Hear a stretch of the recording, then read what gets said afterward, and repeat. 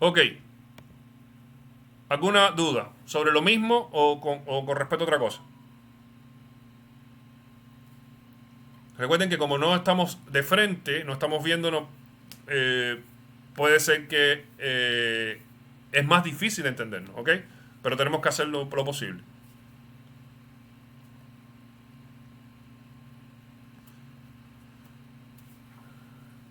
Por ahora no, profe. Está bien, continuemos entonces y pasemos ahora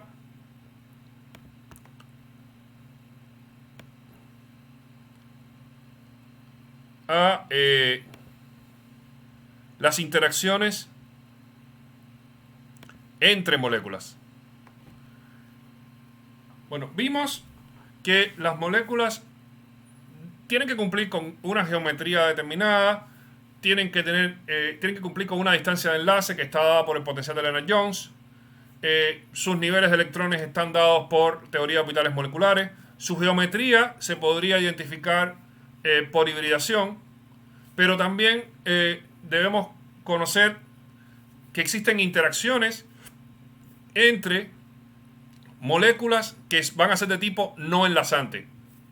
Quiere decir que aunque no se forme un enlace, hay interacciones que se establecen por cercanía entre moléculas.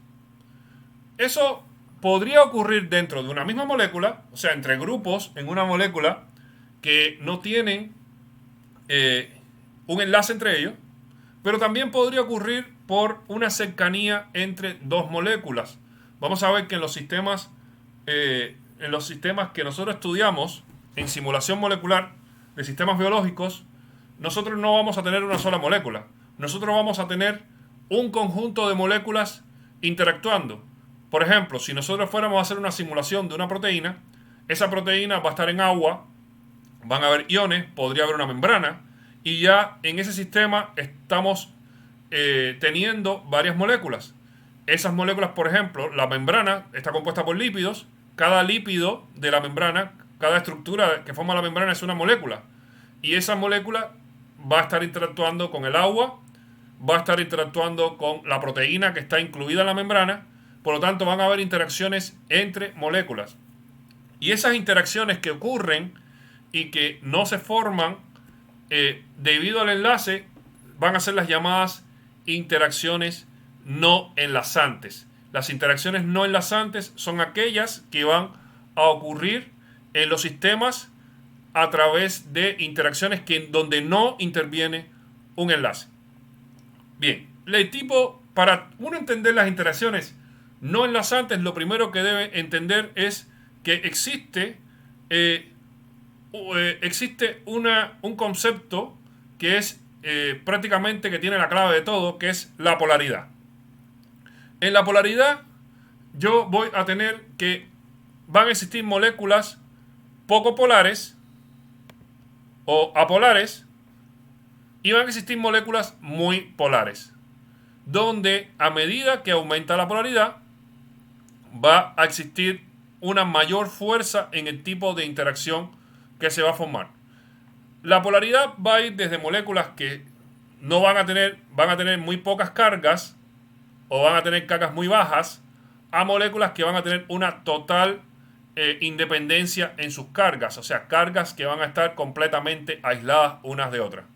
Por ejemplo, si yo parto del etano, es una molécula que tiene pocas cargas, que tiene cargas muy compensadas con átomos de carbono e hidrógeno, y la voy a aumentar cuando yo agrego un nitrógeno, obtengo la metilamina y eso va a aumentar, va a ser originar una mayor polaridad en la molécula, porque el nitrógeno va a originar una distribución de carga más polarizada. En el caso del metanol vamos a tener un oxígeno donde va a haber una distribución de carga también polarizada, clorometano donde va a haber una distribución también más polarizada, y el cloruro de metilamonio entonces ya va a tener directamente cargas negativas y positivas. ¿Por qué sucede esto? ¿O cómo yo puedo detectar esto? Bien, yo voy a tener poca polaridad en moléculas que tengan simetría y en moléculas que tengan solamente carbono e hidrógeno voy a tener también poca polaridad. Entonces, si yo tengo una molécula como el etano, que tiene una simetría total, tiene varios ejes de simetría, yo voy entonces a tener que este tipo de molécula es no polar directamente.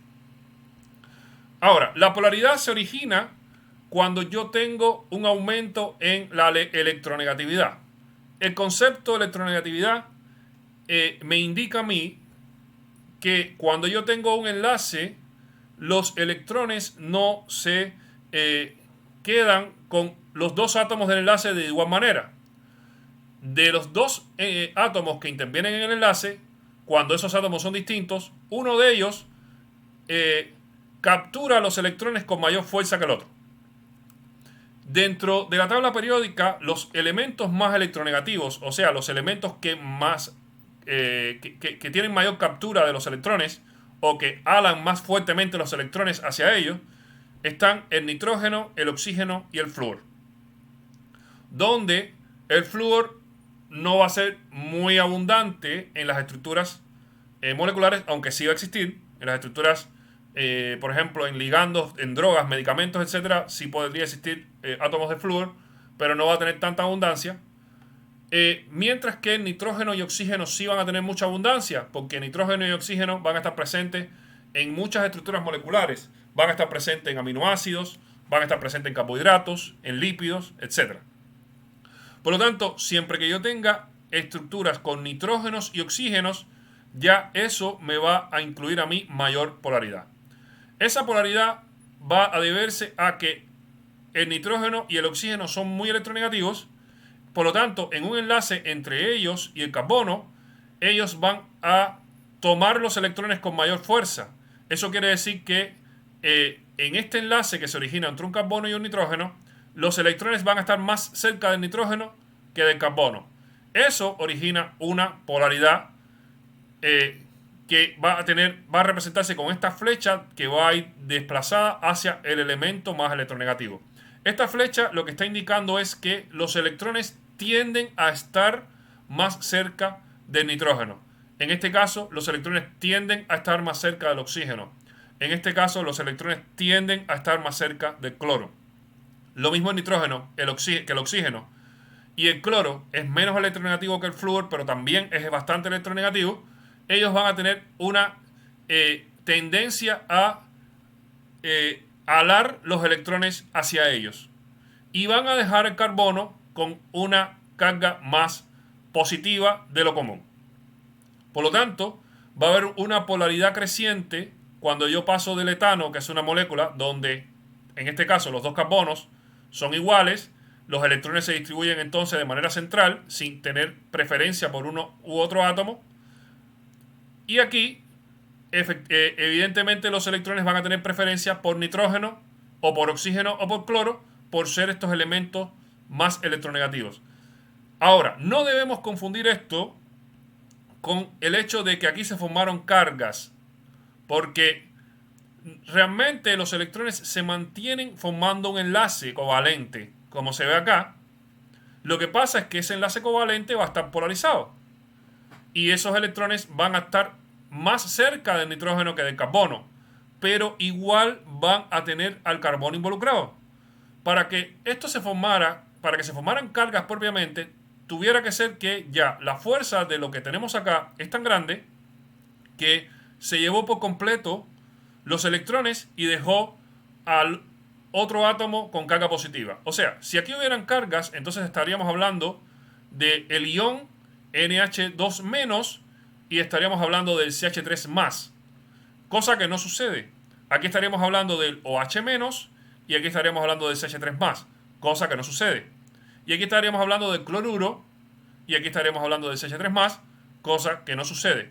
O sea, en estas tres moléculas se forman enlaces covalentes y en esos enlaces covalentes hay una distribución electrónica entre los dos átomos, pero el átomo más electronegativo se lleva con mayor fuerza los electrones que el otro átomo. Por eso se origina la polaridad.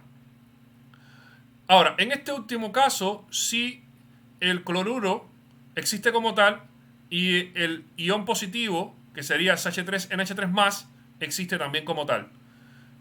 Lo que sucedió aquí es que aquí sí, en una posible interacción que existía entre nitrógeno y cloro, el cloro sí se llevó los electrones y se quedó cargado negativo y dejó al resto de la molécula cargada positiva. Por lo tanto, aquí sí no hay un enlace covalente. Aquí lo que tendríamos entonces es un enlace iónico. Entonces, ¿qué podemos decir de la polaridad? En el caso donde los átomos sean sean carbonos e hidrógenos y exista simetría, o que sean solamente carbonos e hidrógenos, aunque no exista del todo simetría, porque también puede suceder, vamos a tener que esas estructuras van a ser no polares. Y vamos a ver que van a estar asociadas a sistemas hidrofóbicos. Y decimos hidrofóbicos porque estas estructuras, vamos a siempre pensar la relación que existe entre las estructuras y el agua, que va a ser el medio que va a rodear a las moléculas biológicas. En ese caso tendríamos que estructuras como estas, que van a tener muchos carbonos e hidrógenos, no van a ser compatibles con el agua, considerando, y tenemos que recordar, que el agua es una molécula polar. Es una molécula polar porque tiene oxígenos con hidrógenos, donde hay una diferencia de electronegatividad grande entre el oxígeno y el hidrógeno. Es importante que consideremos una cosa. El carbono y el hidrógeno tienen una electronegatividad parecida. Ellos tienen electronegatividad parecida y por eso es que ellos no van a formar una gran polarización cuando estén formando enlaces. Entonces, estructuras como esta, como el etano, van a tener poca polaridad, van a ser más hidrofóbicas, van a estar asociadas a sistemas hidrofóbicos. Mientras que estructuras que tengan nitrógeno, oxígeno, flúor o cloro van a tener mayor polaridad y entonces van a estar asociadas más fácilmente a carácter hidrofílico o compatibilidad con el agua. Ahora, en el caso de sistemas más polares aún, entonces van a formar enlaces iónicos y se van a asociar también fácilmente con moléculas de agua. Bien, supongamos que tenemos el caso de sistemas con poca polaridad o sistemas que no tengan o que sistemas que tengan polaridad pero que no formen enlaces iónicos. Bien, primero vamos a ver que en sistemas que tengan polaridad sin formar enlaces iónicos se van a originar interacciones del tipo dipolo-dipolo. ¿Cómo van a ocurrir esas interacciones? Bien, supongan que ustedes tengan una molécula polar como esta, y esta molécula va a ser polar porque tiene un cloro que va a ser más electronegativo que el carbono que está acá. Entonces va a haber un dipolo que se va a formar en la dirección del cloro, que va a tener la mayor densidad de carga negativa.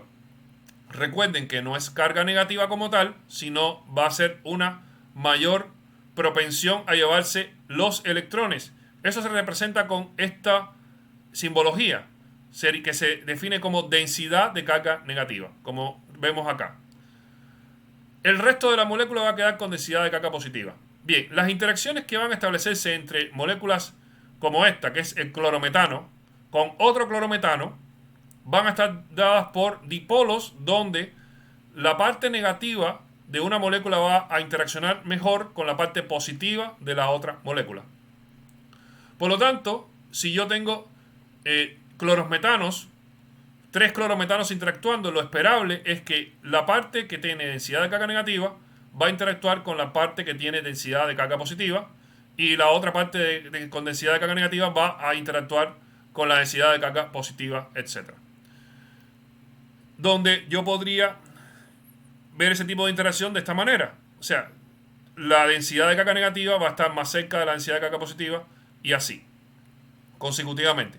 Si yo colocara las densidades de carga negativa juntas o las densidades de carga positiva juntas, entonces ocurriría repulsión. Esto va a provocar algunas cosas. Va a provocar el hecho de que este tipo de interacción va a fortalecer más las interacciones intermoleculares en el caso del clorometano. Entonces vamos a tener que, por ejemplo, si yo tuviera el metano, que es esto mismo con un hidrógeno acá, va a ser un gas. Mientras que el clorometano, por tener este tipo de interacciones negativas positivas, va a ser un líquido. O sea, este tipo de interacción dipolo-dipolo va a generar un efecto muy importante de partida. Va a originar que el estado de agregación básico que va a existir a temperatura ambiente para este sistema va a ser líquido, donde sabemos que en los líquidos hay mayor cercanía entre las moléculas que en los gases. Entonces las interacciones en el metano, donde va a haber van a ser interacciones apolares, no van a ser lo suficientes como para llevar el metano a una fase condensada o fase líquida, mientras que en el caso del clorometano, por estas interacciones dipolo-dipolo, ya vamos a tener que esto va a ser a temperatura ambiente un líquido. Ahora, en el caso de las moléculas poco polares, como el metano, etano, propano, etcétera, o sea, me refiero a moléculas que solamente contengan carbonos e hidrógenos, también van a haber interacciones que van a favorecer la existencia de de interacciones entre los sistemas poco polares. Estas interacciones van a ser débiles, pero van a existir. Y se van a deber a las llamadas fuerzas de dispersión de London.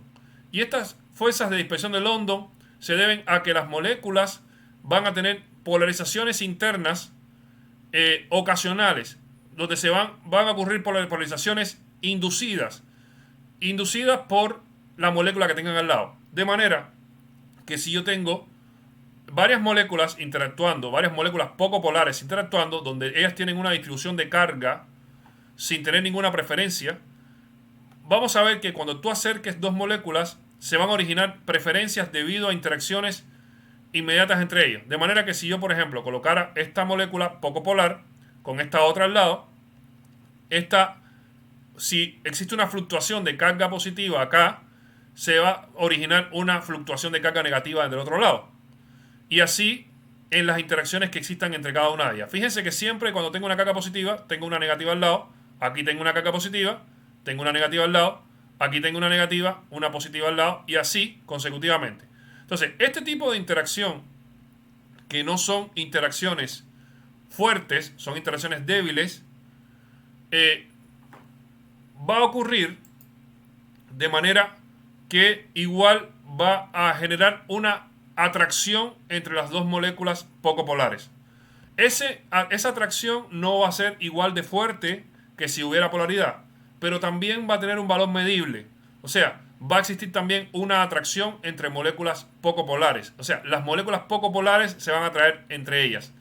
Y vamos a tener entonces que realmente vamos a tener que aquellas moléculas polares se van a atraer entre ellas, formando los dipolos, y aquellas moléculas poco polares se van a atraer entre ellas, formando estos dipolos inducidos.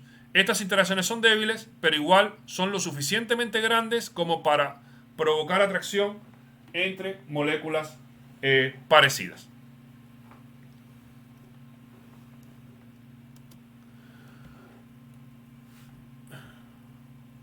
Existe entre las interacciones polares un tipo de interacción que es muy especial y es muy importante para entender los sistemas biológicos, que son los enlaces de hidrógeno. Los enlaces de hidrógeno se debe a que átomos muy electronegativos como el oxígeno y el nitrógeno van a tener pares de electrones libres con gran densidad de carga negativa. Por lo tanto, si yo tuviera moléculas que tienen oxígeno o nitrógeno con esos pares de electrones libres disponibles, y además que presenten hidrógenos directamente enlazados a oxígeno o nitrógeno, estas moléculas van a poder formar enlaces de hidrógenos entre ellos, donde el enlace de hidrógeno va a ser debido a que el hidrógeno que está enlazado a un átomo electronegativo va a ser capaz de tener una interacción con los electrones libres de otro nitrógeno u oxígeno que va a estar en una molécula cercana. O sea, si yo tuviera, por ejemplo, el metanol, que sería CH3OH, yo tengo que imaginarme en una solución de metanol que tengo el oxígeno con dos pares de electrones libres más un hidrógeno, y un metanol que esté al lado va a poder ceder un hidrógeno para interaccionar con uno de estos pares de electrones libres, mientras que el otro par de electrones libres de ese mismo metanol va a poder interaccionar con otro hidrógeno de otro metanol que está al lado. Entonces, si yo tuviera 3 moléculas de metanol, podrían formar interacciones como esta. Lo mismo ocurriría en el caso de, por ejemplo, la metilamina. La metilamina va a tener un CH3N, va a tener 2 hidrógenos y va a tener un par de electrones libres. Y ese par de electrones libres podría interaccionar con un hidrógeno que podría venir de otra metilamina. Y a su vez, el par de electrones libres de esa otra metilamina va a poder interaccionar con un hidrógeno de otra metilamina. Eso quiere decir que si yo tuviera soluciones de metanol o de metilamina, se van a originar redes muy grandes de enlaces de hidrógenos, donde esas redes tan grandes van a provocar efectos muy importantes en las sustancias que lo forman. Eso va a hacer, por ejemplo, que una sustancia como el metanol o la metilamina sean líquidos con una temperatura de ebullición alta. O sea, la temperatura de ebullición va a ser alta porque para yo poder pasar del estado líquido al estado gaseoso, que eso es la ebullición, voy a tener que romper estos enlaces de hidrógenos que se originan. Obviamente el enlace de hidrógeno también se va a formar en el agua, porque en el agua yo tendría, en vez de CH3OH, voy a tener HOH. Entonces voy a tener 2 hidrógenos disponibles y 2 pares de electrones disponibles para formar muchos enlaces de hidrógeno en todo el sistema. Y eso también origina que el agua, siendo una molécula muy pequeña, de masa muy pequeña, esté en estado líquido y no sea un gas. Ya que si comparamos la masa del agua, por ejemplo, con la masa del metano, si el agua no tuviera esta característica especial de tener interacciones polares muy fuertes por enlaces de hidrógeno, debería ser realmente un gas y no un líquido como ocurre en la naturaleza. En la naturaleza el estado natural del agua es líquido gracias a los enlaces de hidrógenos que se forman entre los hidrógenos del agua y los pares de electrones libres de otra molécula del agua que tenga al lado. Aquí noten que cuando usted tiene una molécula como el metanol o la metilamina, ocurre una densidad de carga negativa sobre el oxígeno y hay una densidad de carga positiva sobre el hidrógeno. Esa densidad de carga positiva sobre el hidrógeno está muy descompensada debido a la gran electronegatividad del oxígeno. Esa densidad de carga positiva en el hidrógeno es la que origina que este hidrógeno pueda tener una interacción muy fácil con los pares de electrones libres que son muy negativos en el oxígeno. Y por eso es que se forma el enlace de hidrógeno. Para uno entender el enlace de hidrógeno, primero debe saber que se va a originar siempre que yo tenga una estructura que contenga oxígeno, nitrógeno o flúor con un hidrógeno al lado. ¿Ok? En literatura más moderna se ha visto que existen determinadas algunas condiciones en las cuales otras estructuras podrían formar enlaces de hidrógeno, pero eso no es común. O sea, lo común es que yo voy a tener enlaces de hidrógeno cuando tengo grupos hidroxilo o grupos amino. Eso es lo más común que yo voy a encontrar. Por lo tanto, piensen en estructuras biológicas, en algunos aminoácidos, por ejemplo, como la serina, como la treonina, que contienen grupos OH que van a ser capaces de formar enlaces de hidrógeno. O grupos como los amidas de la glutamina o de las paraginas, que van a tener grupos NH que también van a ser capaces de formar enlaces de hidrógeno. Entonces vamos a ver que va a ser muy común en sistemas biológicos que existan grupos OH o grupos NH, y siempre que existan ellos va a haber una propensión a formar enlaces de hidrógeno. Bien, cuando llegamos a la parte de las estructuras más polares, o sea, donde ya no existe un enlace covalente, sino existen cargas, porque la polarización fue ya demasiado, tenemos que se originan dos cargas, carga negativa y carga positiva. Las interacciones que ocurren entre estos sistemas van a ser muy fuertes, porque van a ser van a ser interacciones debido a dos cargas, ya como tal. Van a ser más fuertes que las interacciones polares de dipolo-dipolo que vimos antes y que las interacciones de enlace de hidrógeno también. Vamos a ver que estas interacciones cumplen con una regla que es la regla de la ecuación de Coulomb, donde en esa ecuación de Coulomb tenemos que en el denominador va a estar la distancia entre las dos partículas, o sea, mientras mayor sea la distancia, menor es la fuerza entre los iones, mientras menor sea la distancia, R, mayor va a ser la fuerza entre los iones, y además va a estar dada también por la multiplicación de las cargas, o sea, la carga del grupo negativo por la carga del grupo positivo. Por lo tanto, la ecuación de Coulomb me va a describir a mí que la magnitud de las cargas va a ser directamente proporcional a la interacción y la distancia entre los iones va a ser inversamente proporcional a la interacción. Pero además vamos a ver que este es un tipo de interacción que no tiene dirección, o sea que no importa en qué dirección esté una carga con respecto a la otra, lo que importa es a qué distancia están. Y va a ser una interacción fuerte. Y vamos a ver que la ecuación, el gráfico que define este tipo de interacción va a estar dada por el hecho de que si la distancia es muy grande, entonces la interacción energética va a ser 0, porque ellas no van a estar cerca. Y si yo acerco las dos cargas, entonces la energía va a disminuir hasta llegar a un valor mínimo de energía debido a la cercanía entre las dos cargas. Entonces, aquí esto sería un gráfico que muestra la dependencia de la distancia con respecto a la cercanía de las dos cargas.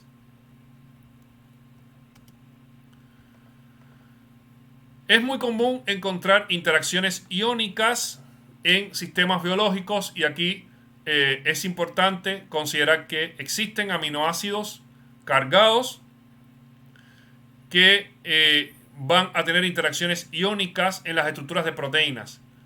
Esos iones cargados, esos aminoácidos cargados van a ser los aminoácidos cargados positivamente, como la lisina y arginina, y aminoácidos cargados negativamente, como el glutamato y el aspartato. Esos aminoácidos van a tener sus cargas según el pH que tenga el sistema. En general vamos a encontrarnos que la arginina casi siempre va a estar cargada positiva porque su valor de pK es bastante elevado.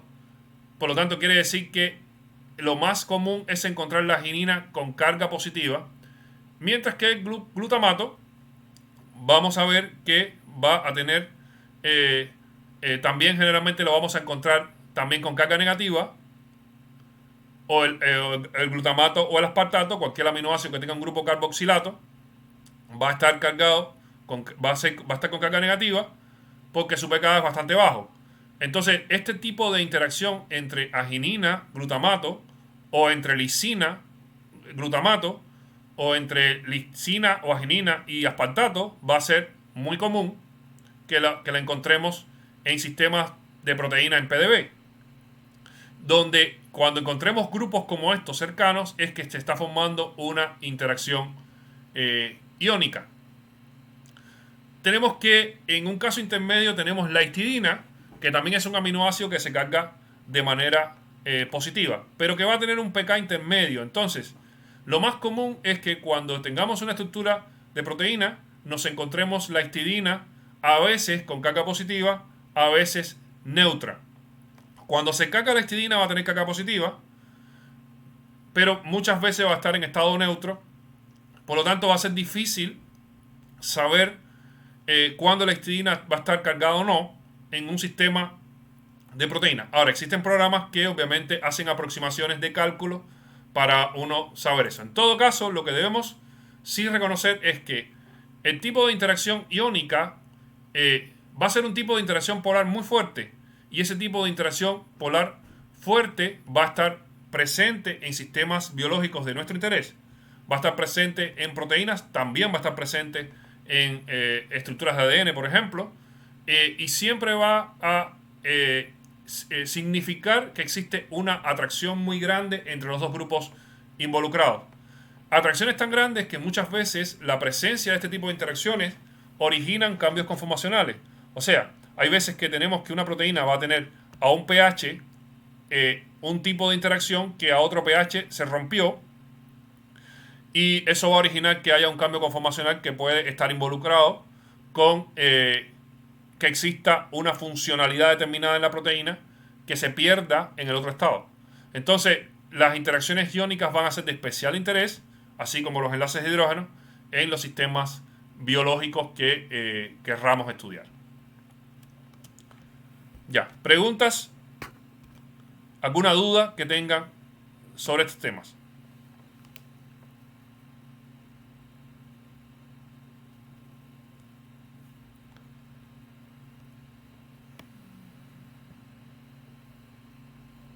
¿Alguna duda? ¿Pregunta?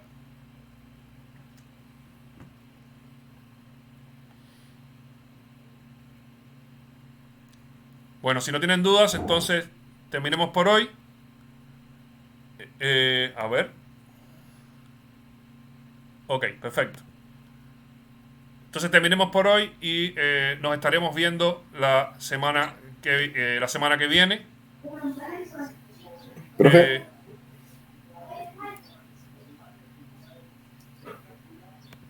Eh, profe, sí, dígame. algo cortito. Sí. Alguna vez escuché que los enlaces de hidrógeno también se podría formar entre hidrógeno y flúor o entre hidrógeno y cloro. Sí, el detalle es el siguiente. El flúor y el cloro, cuando tienen hidrógeno, es que están formando una molécula de dos átomos. O sea, en una estructura orgánica no te vas a encontrar un cloro, solamente te vas a encontrar un cloro enlazado con un carbono. Solamente te vas a encontrar un flúor enlazado con un carbono. Y si tú te encuentras el cloro o el flúor enlazado con un hidrógeno, es porque están formando la molécula de fluoruro de hidrógeno o cloruro de hidrógeno, nada más. Porque el cloro y el flúor solamente van a tener la posibilidad en moléculas orgánicas de formar un enlace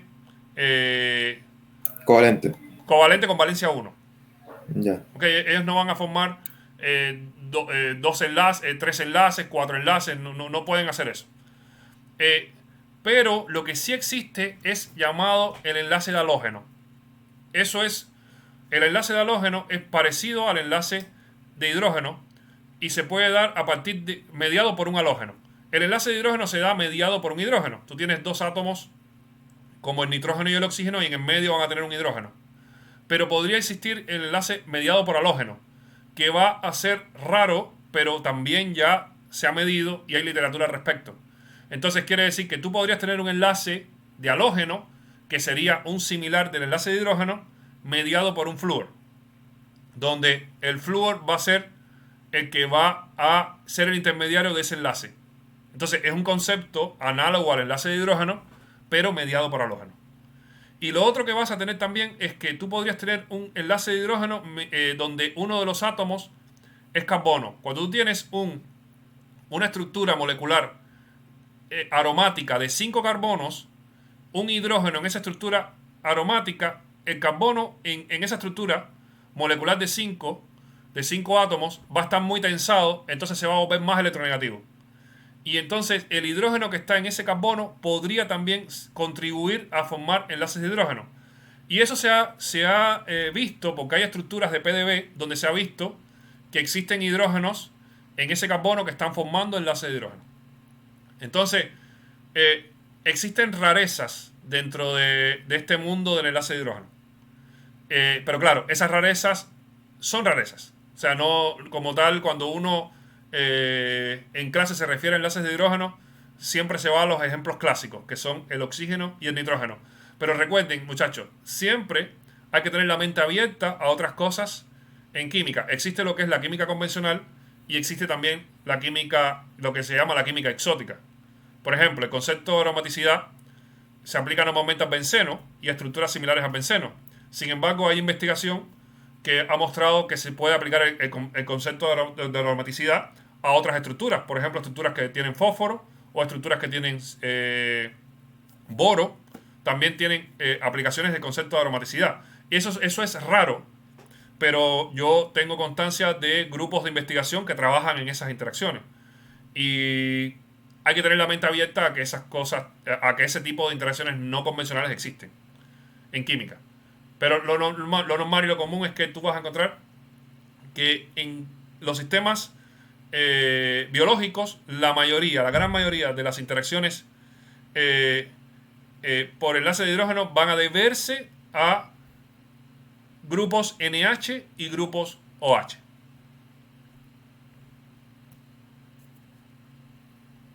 ¿Alguna duda? Vale, profe, gracias. Bueno, muchachos, entonces dejémoslo acá y la semana que viene, entonces el lunes, estaríamos viéndolo. Cuídense, que tengan una buena semana y cuídense sobre todo. Chao, muchachos. Chao, profe, que se Chao, bien. profe, Chao. cuídese.